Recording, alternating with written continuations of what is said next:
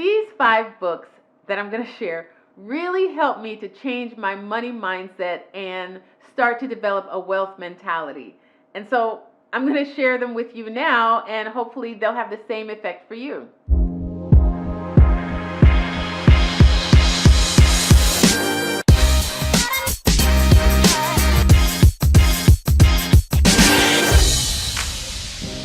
Hi everybody, I'm Eva Forde, author, social worker, mindset mentor, and coach.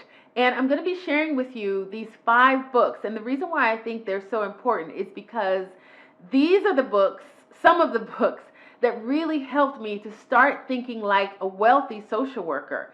If you haven't seen my last video on the conversations that we have when I'm talking to other rich social workers or when I'm talking to entrepreneurs, you want to watch that, because these are some of the books that I needed to read before I was able to have those conversations and start my wealth journey as a rich social worker. Now, I think it's so important to educate yourself, and there are many ways to educate yourself. You can watch a video like you're doing right now. You can actually physically go into a classroom and learn from an instructor. But I think there's just something that's so powerful about books that most of us aren't able to get in any other way. I mean, books really stay with you. You can carry them around. You can highlight things and go back to them. And when you read a book, most of the time, the author is able to share something in the book that may not be conveyed in the same way or as powerfully if they're just talking to you. So that's why I will always advocate for books, and especially the physical books. I love a physical book. You can make notes on the side and things. That's what I do anyway. And so one of the first books that I did, and it's like highlighted, marked up, everything, is Rich Dad, Poor Dad. Now, if you've been in this wealth conversation for a while, you absolutely would have heard of this book before. This is a book by Robert Kiyosaki. They call it like kind of a cult classic. And I remember seeing this book when I was probably in my early teens. And I wish I had picked it up at that time, because by the time I did pick it up in my 20s, it was such a game changer, eye-opener. This book changed my freaking life. I swear to you, I kid you not. I tell everybody about Rich Dad, Poor Dad. Now, if you've read it, chances are you feel the same way as I do. If you had never heard about this, the difference in thinking between what wealthy people teach their kids and what they think and believe and learn versus what poor people do. And in the book, the author Robert Kiyosaki talks about how his father was actually really high ranking in Hawaii in the education sector. And yet he calls his dad his poor dad, but he calls his friend's father, who actually had no formal education, I think beyond high school or something like that. He might have even dropped out of high school. And yet his friend's father died one of the wealthiest men in Hawaii at the time with all of this real estate. And so in the book, Kiyosaki really talks about the different lessons that he learned at home versus at his friend's home. And some of them are really, they were eye-opening for me anyway. And if you haven't read the book, please pick it up. They may be eye-opening for you. One of the lessons that absolutely always stuck out for me and sticks out for me is that he educated me on the difference in terminology and how it's so important to understand terminology. I mean, I know in social work we always talk about using the social work vernacular or using the social work jargon, and that's really important because it identifies your profession. Using these types of words really helps people to understand and clarify what you're talking about. And you have kind of a shorthand when you're talking with your colleagues that maybe people outside of the profession don't have. And it's like that in any profession. If you are in photography or if you are in the medical field, any profession, any industry has its vernacular, has its shorthand, and money and finance and wealth is no different.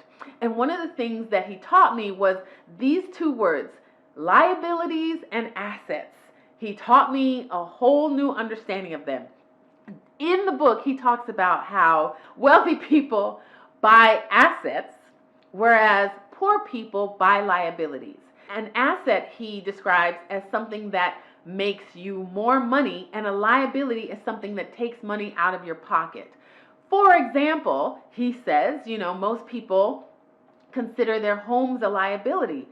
But he says if you're always paying, if that home is taking money out of your pocket, so you're paying property taxes and upkeep and all these things, and that home is actually not putting money in your pocket, but it's only serving as shelter for you, then it's actually a liability.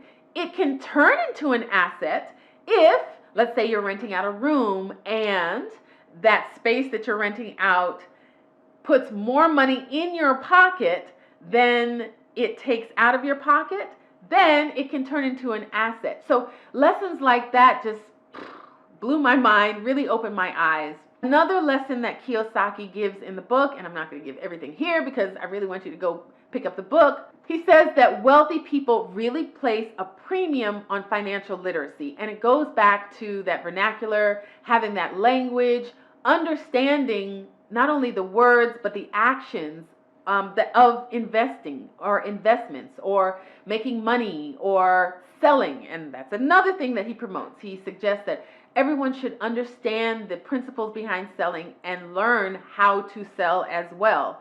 And the last thing that I'm going to share with you that Kiyosaki promotes in the book, he talks about thinking in terms of opportunities. I love the way he talked about it in this book. It really helped me to start looking not at problems as problems, but how to see a problem as an opportunity.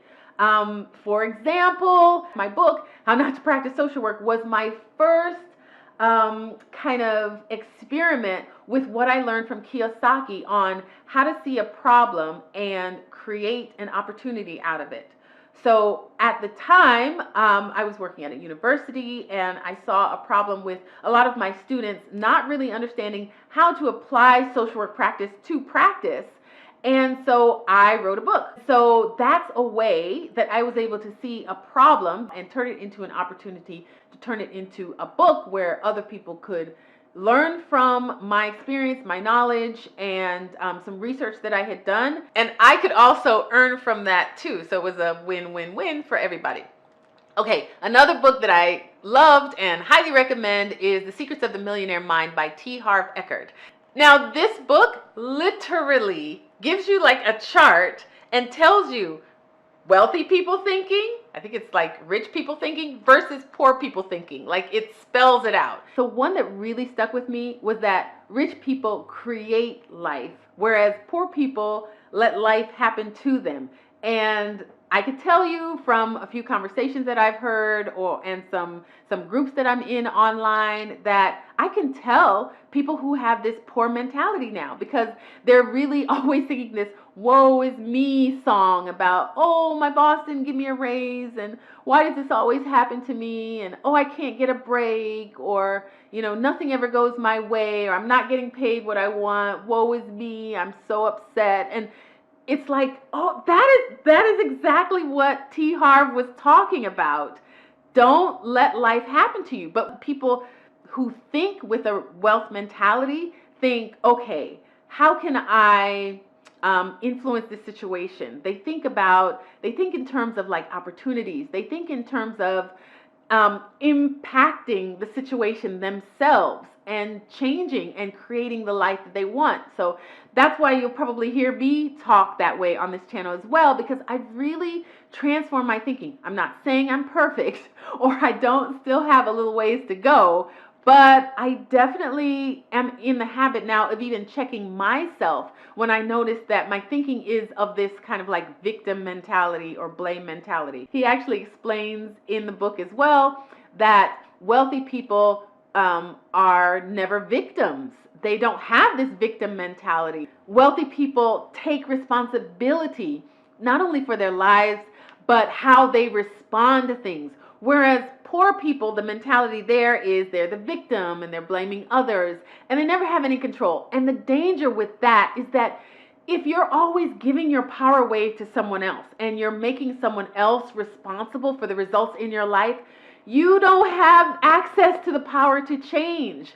So start to create this wealth mentality for yourself. At least start to recognize that you always have choice. You always have power. You may not be able to change how the situation is occurring, but you always have power in how you perceive and interpret what's happening for you, the meaning that you give it. And when you do that, you then access the power to change the situation or the story that you're telling yourself, and thus the outcome. So that's a really great lesson from Secrets of the Millionaire Mind. Now, last year, I listened to this next book on YouTube about, I'd say probably anywhere between 300 and 500 times, seriously. And that book is The Science of Getting Rich by Wallace Wattles. Now, if you've never heard of this book, it's kind of a classic.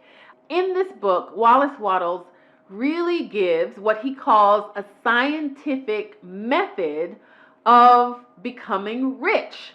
And he qualifies in the beginning of the book that this science works. It's a science just like math.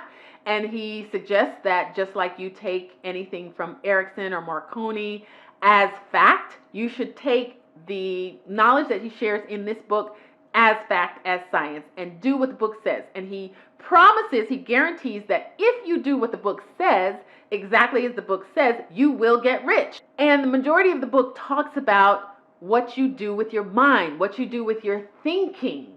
And then after he talks about what you do with your thinking, he talks about making intentional action and using your time and using your will to carry out actions that will actually ultimately lead you to your success of being rich, if that's what you want. I found this book invaluably motivating. I found it extremely helpful. I've also found it to be inspiring and something that I've listened to it so many times now. I can listen to it when I'm walking. I can listen to it when I'm getting ready in the morning. I can listen to it and have those messages programmed in my mind so that I'm constantly in that mind frame of, not only how to become financially wealthy, but how to view life, how to think about what I'm creating and to create more deliberately. So that is a book that absolutely has had a huge impact on my wealth mindset, and I recommend highly that you check it out as well. And if you've read it before, read it again for the first time. Now, book number 4, and these are not necessarily in any order, although I definitely recommend Rich Dad, Poor Dad first if this is new information for you. Pretty much on any list that lists books to change your mindset on money or wealth or becoming rich or having more money, you're going to find Think and Grow Rich. Now, this is a classic. It's kind of a staple. It's kind of like the Bible in Christianity. Like, you have to read this book. Now, I will be honest. It took me several reads to kind of get as enthusiastic as other people. But once I had read the book a couple times, I actually got that what he was saying is all of your wealth, all of your opportunity to get rich comes from your mind, comes from your creativity, comes from you. You are the thing that you can use to actually become rich. It's just a matter of harnessing your creativity and your ideas, packaging it into a product that people will buy. You've got to think, you've got to use your mind, and then you've got to be able to package it in such a way and sell it in a way that people will see the value and want to pay you for it, buy that thing from you. So like I said, it took me, I wouldn't say I didn't get any value when I first read it. I just needed to read it a couple times so that it could really seep into myself the message that he was trying to bring across. Now, he gives tons of examples, and again, this book was written many, many years ago. I don't exactly have the date in mind, but some of the examples, if you read it today, the examples are really kind of outdated and archaic, but you will get the point. So if you haven't read that yet, read Think and Grow Rich. And if you read it, but you read it years ago, it's definitely worth picking up again. Let me know in the comments what you think. Now, this last book I'm so excited about. I actually have the physical copy right here. And it is the 4-Hour Work Week. That's a tongue twister. It is the 4-Hour Work Week by Timothy Ferriss. This book, the 4-Hour Work Week, whether or not you want to be an entrepreneur, read this book, please. This is kind of like the Bible for entrepreneurship and for what Timothy Ferriss calls the new rich. Now, in this book, Timothy Ferriss shares this great tool called the Dreamline Worksheet. And this tool actually helps you to calculate how much money it would take for you to actually live the life that you want. And in most cases, you probably don't need the same amount of money that you might think you need. You might think you need to win a $17 million lottery or something like that. But if you use this worksheet, you can actually monetarily calculate the amount of money that it would take for that trip to Jamaica, or to retire, or to take a year off of work.